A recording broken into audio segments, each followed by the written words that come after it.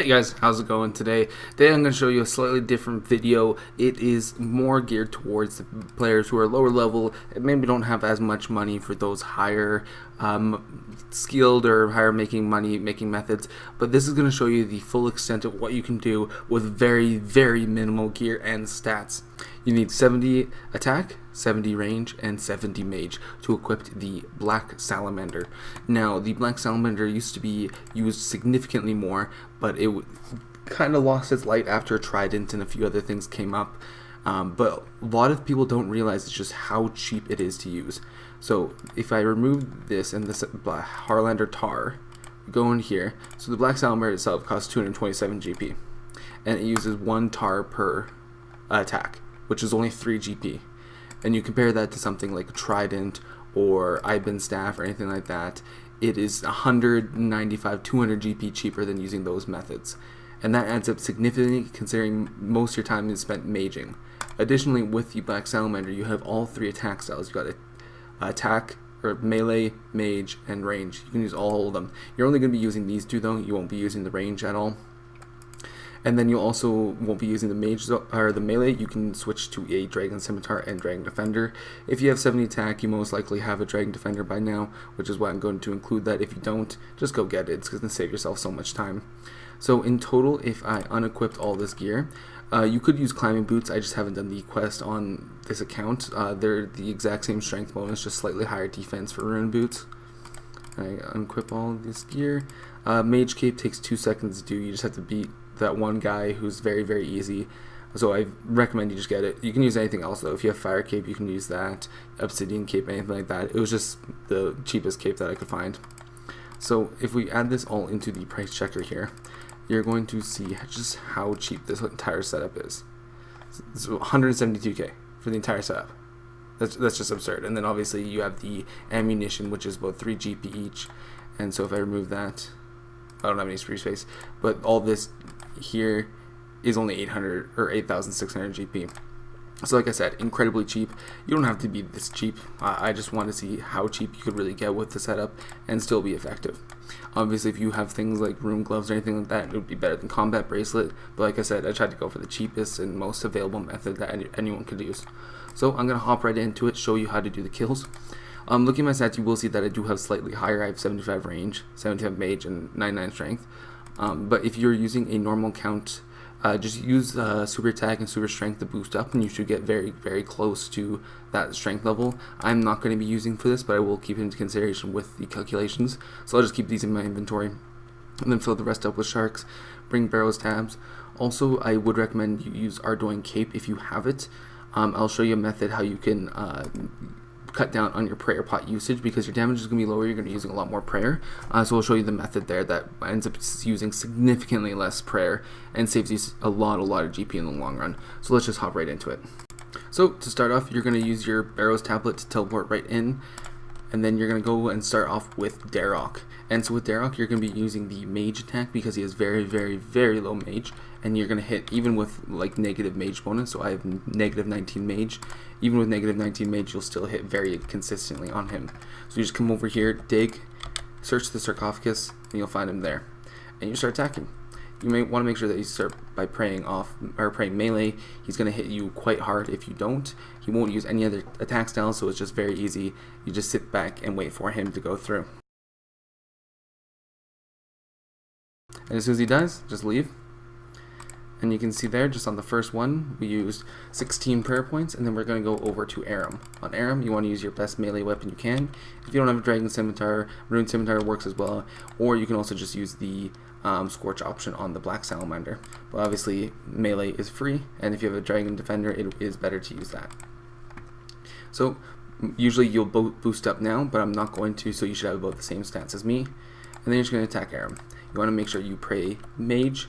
And this is the reason why you're going with them first. These are the brothers that you're going to want to pray against, and so you're just going to sit back and attack him.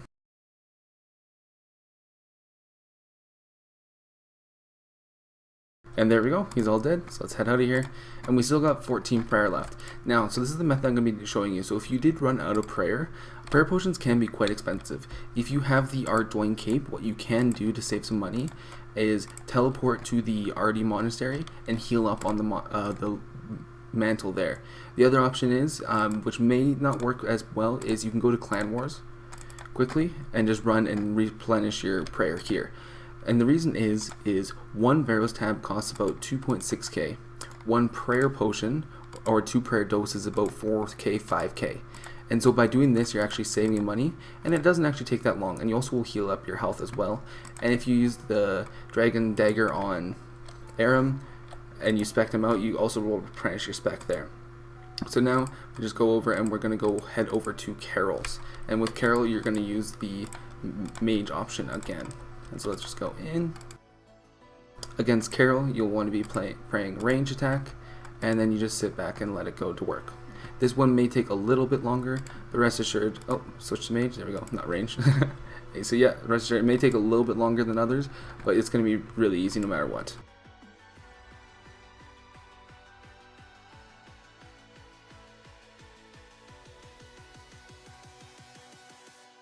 And there we go, Aram is dead. Or sorry, Carol is dead, and so we're going to leave, turn off your prayer, and we're going to go head over to Guthin. If you have a little bit of prayer left, you can use it on Guthin, but it's not necessary. He doesn't hit very hard whatsoever. So on Aram, you're going to be, Guthin, you're going to be using your mage and protect melee if you have it. For me, Guthin was my tunnel brother, so I'm just going to go on to the next one. You can go Torag Varrock first, it doesn't really matter at all. So we're just going to head in here, and again, it's going to be another mage. And if you have prayer, pray, but don't waste prayer potions on this. He doesn't hit very hard at all, and if he does, it'll hit 22, and you got lots of food here, so it's better just to eat up and waste prayer.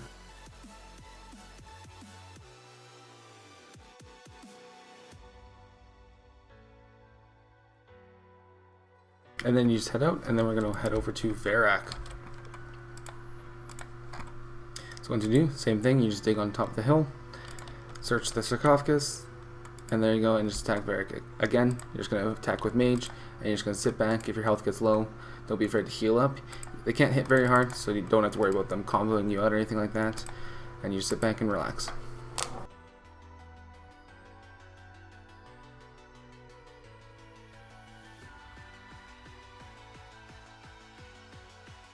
Alright, so then we just finished that. We're going to go head over to Carol because that was which tunnel we had. Oh, sorry, Guthin's. We're going to head over to Guthin. You might want to heal up now if you can. You're probably not going to need it. And then we're just going to search the sarcophagus and then go through the tunnel. See, looking on the minimap, you can see that we have to go through this door here. Just follow the green dots. There's a chance every time you go through the door that it'll spawn one. And so we can see here we actually got the skeleton the first try. So we're just going to kill the skeleton. You're going to want to kill 3 skeletons all the way before you finish off the dungeon. So we're just going to quickly kill him, nice and easy.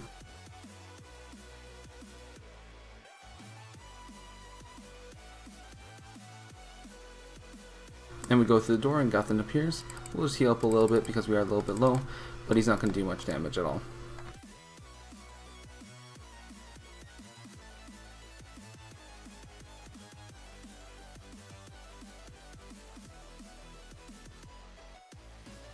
And there we go, the final brother was completed.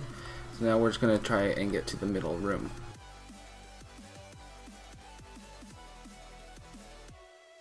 We do have to kill 2 more skeletons, so let's just kill this one here.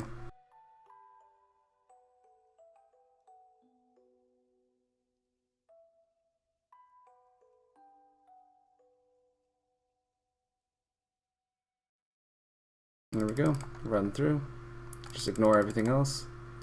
Open the chest, search, nice. Alright, and then we're just going to teleport right out, and we'll just go to Clan Wars. So if we look here, we see that we got 67.9k in loot, which is actually very good. You'll expect pretty much roughly drops around that much, so we just add it all in there. And Chaos Runes, there we go, 67.946. Very, very, very good. And obviously we've used very few tar, and we actually never even ended up needing to use a prayer potion because we used the free prayer method. It's not necessarily free, but it's much, much cheaper.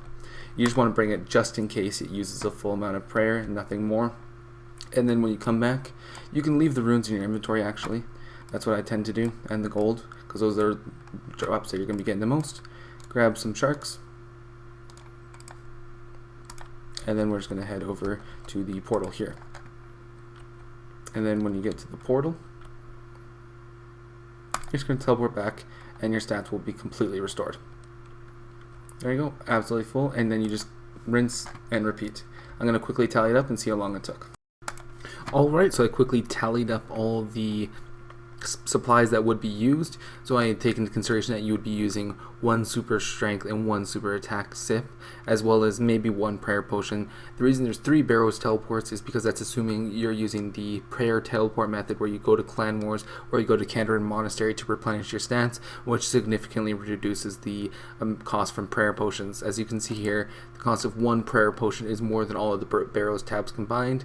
Timing out the kill that I just did, it was on average about 7 minutes, and I did a couple kills just to test it out. Some were closer and I got lucky and it was about 6 minutes, but it averaged about 7 minutes. Now, based on that and the cost here, let's quickly just take out the calculator.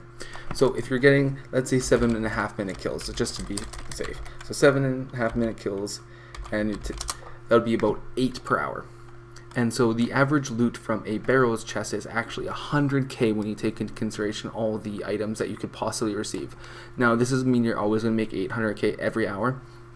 It depends entirely on what items you get. And so based on that, 100k, that's 800k an hour without taking into consideration supplies. So if we just add that here and we say, okay, it cost us 18k per kill. And then we did 8 kills, and then we do that. Our profit per hour is 653k, and that doesn't even take into consideration the Mauritania hard diary completed. If you have the Mauritania hard diary completed, it's 110 or 120k GP per chest. And for something that requires such little stats and is incredibly easy and very cheap to do, it is an incredible money maker, and you can get up to 1 mil an hour with higher stats and slightly better gear. And it all just depends.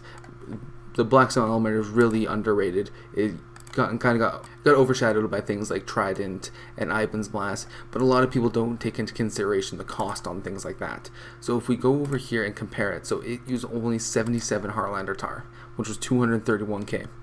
Now if we had to use 77 casts of Ivan's Blast, that's 16k. That's almost double the cost per run.